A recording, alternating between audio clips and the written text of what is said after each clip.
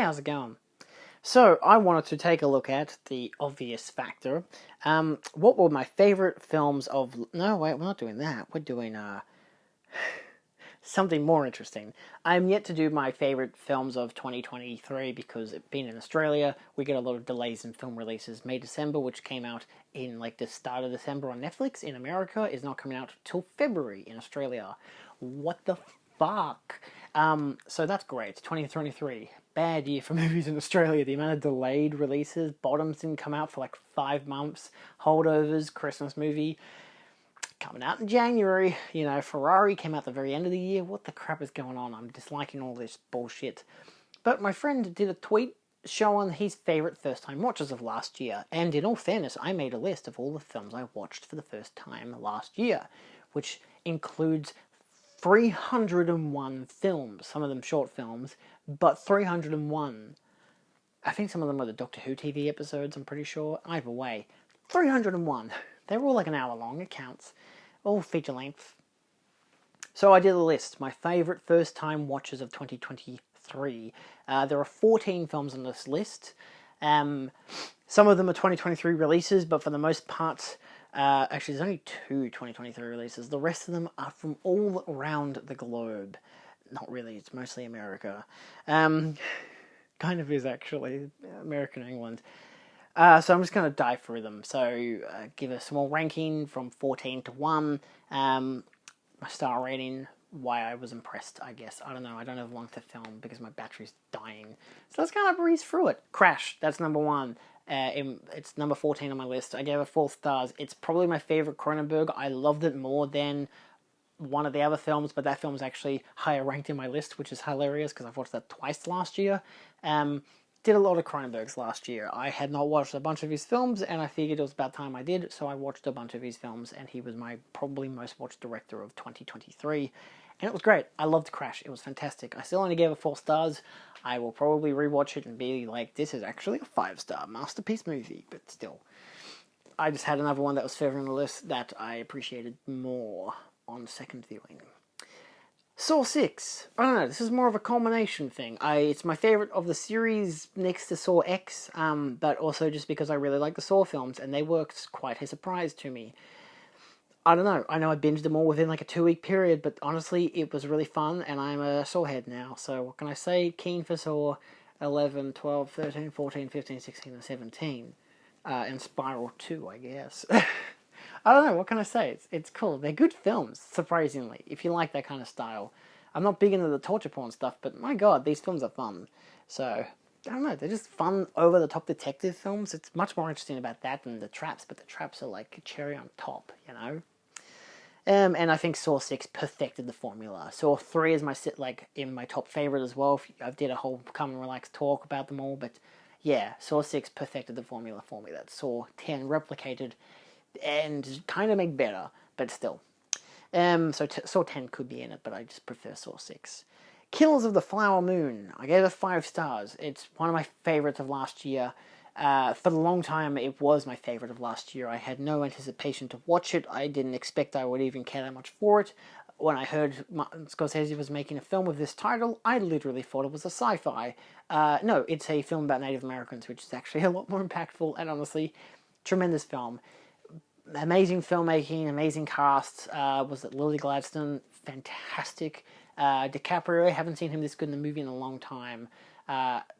Just a beautiful film. And they breezed by the 3.5 hours. Really did. They breezed by in the cinema. Such a well-edited, paced film. Love it. Ghost Watch. This one was a great first-time watch for me because I had the 101 Films limited edition release. And I watched it with no one home on a dark and scary night, and it was fucking terrifying. This and Lake Mungo were up there with 2 of the most terrifying films I watched last year. Actually, arguably up there with Skinamarink, but I didn't have them on my list. Lake Mungo was a contender, to be fair. But because a lot of that, much like with Skinamarink, you can kind of blink and be like, it's alright. And it has some impactful moments, with Lake Mungo probably having one of the scariest scenes I've ever seen in a movie. Ghost Watch just perfects the formula. It is really riveting to watch. It's so fantastically done, and it is terrifying. Like, I wanted to leave my room. I wanted to turn the lights off because of how scary it was by the end of it. It's great. I don't watch many scary movies that actually make me scared, and it was a pleasure to watch. I gave it to my friends for their birthday, and they were like, "Oh my god, this fucking thing slaps. It's the best." So it's great. 4.5 stars. Does that undermine it because I'm not giving it 5 stars? I don't know. Who cares? Bridge on the River Kwai. This is number 10. Watched the 4K, had never seen it. My dad had been suggesting it for years. My mate said it's one of the best 4Ks out there, and once you get past the opening credits, it is spectacular. But it's also such a good film. I gave it 5 stars. It's a beautiful drama. It's a compelling narrative. It's so well portrayed, and it's so tragic, but it's also got some funny moments. It's got some interesting highlights.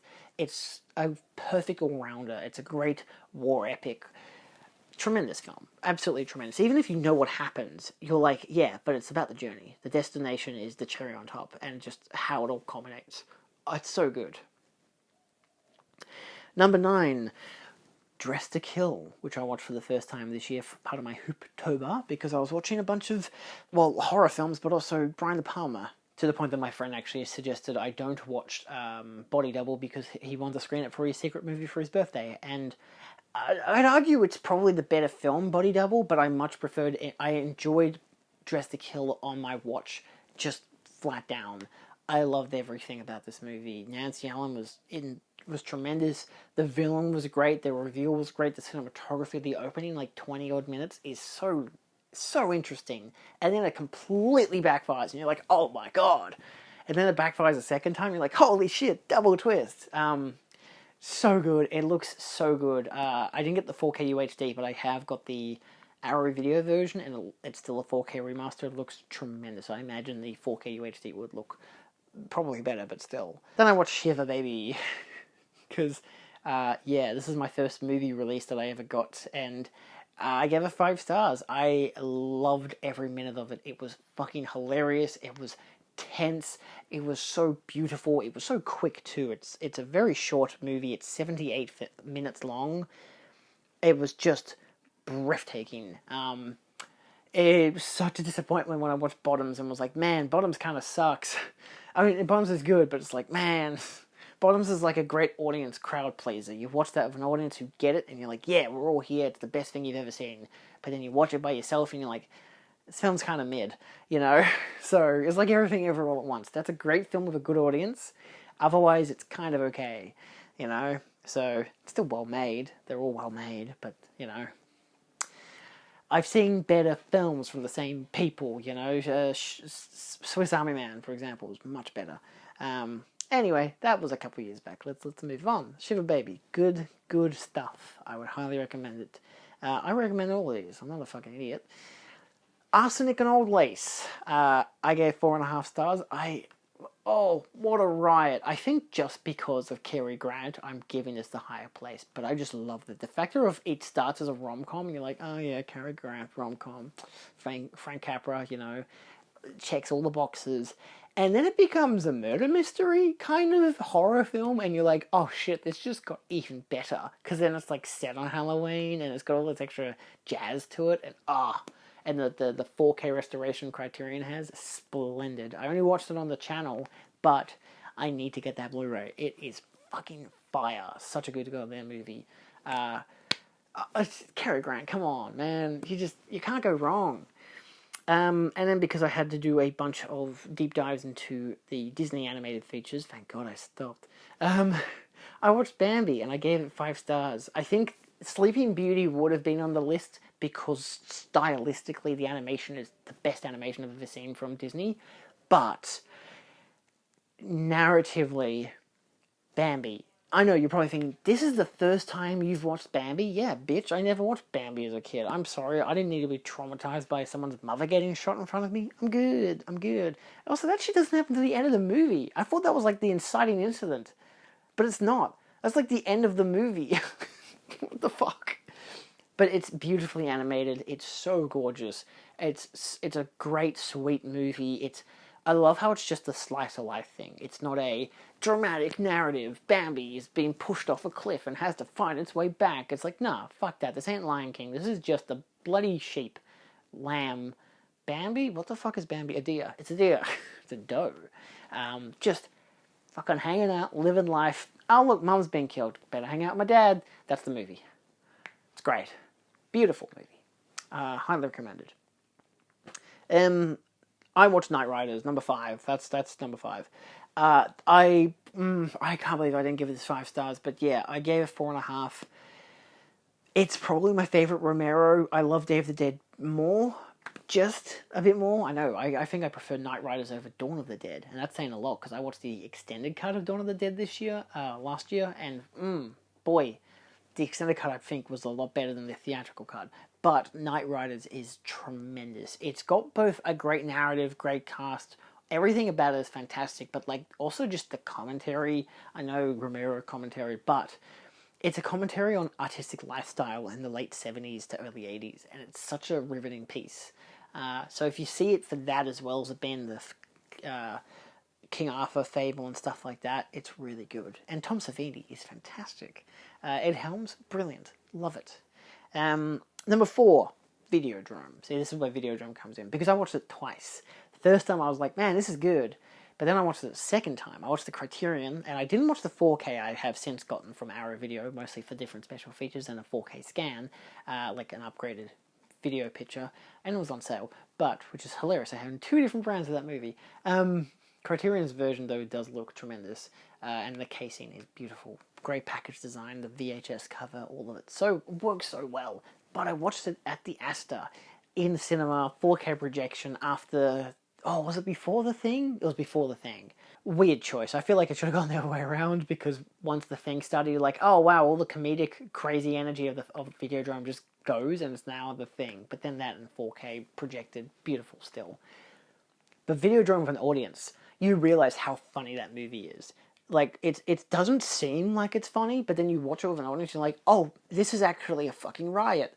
And I loved it just because of that. Like, I had seen Crash in between, and I was like, nah, I prefer Crash. I love Crash. These two are both 4-star movies. I love them.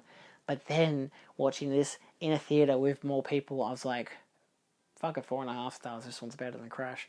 I think I still have Crash as my highest, but Videodrome is just B's dick below it, you know? I just need to rewatch Crash, but I don't want to again. I've already watched it. Anyway, number 3 is Mothra.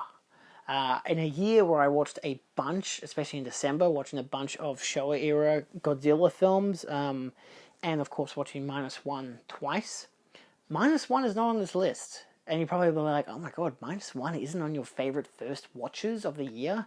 No, surprisingly, because for me it's still like... not my favorite Godzilla film, but also I've seen so many great Godzilla films, and yet, ironically, my favorite kaiju film is Mothra from 1954.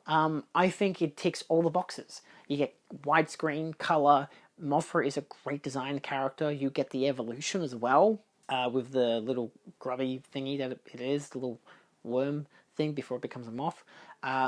You get great human characters, funny, interesting. It's great to watch them. You actually give a shit about them. The Mothra Island is beautiful.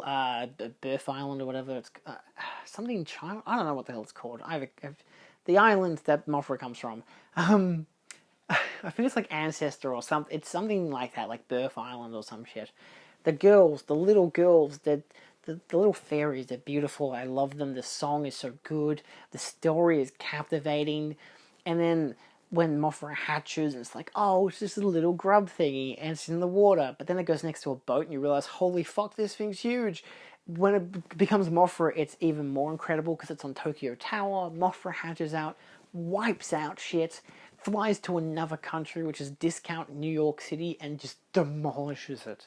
It is some of the best miniature work I've seen. It just ticks all the boxes for a kaiju film. It was a fucking blast to watch. The Eureka Masters of Cinema Blu-ray release is tremendous. I got the limited edition one, but honestly the standard one would still be fine.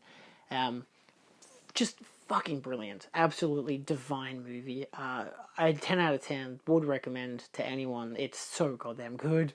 I know a lot of people had seen Mothra vs. Godzilla and they're like, oh yeah, this is probably what Mothra is like. And the thing is, yes, Problem is, Mothra vs. Godzilla, the first half an hour is just remaking Mothra, but not as interesting.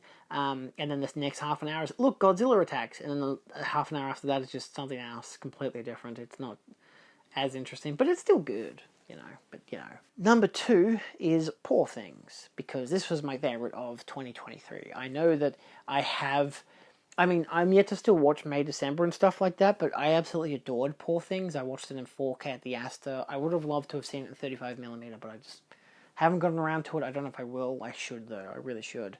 But I loved it. It was my favorite of last year, my favorite first watch. It was just tremendous. It's just, I don't know. It's just one of those movies. I'm keen for that physical media release to come out because, oh, baby, that was a good movie. I loved every goddamn minute of it. I really got to watch it again. It's so good. It's just beautiful. It's funny. It's sexy. It's just not what I expected, but then everything I wanted and more. It's so well done. It's a bit long, but I was on board with it the whole time. So, I mean, look, I've also got Kills of the Flower Moon, which is 3.5 hours, also 5 stars. So what can I say? I have taste. Considerable taste. Anyway, last but not least, which I also gave 5 stars, is Sleepwalkers.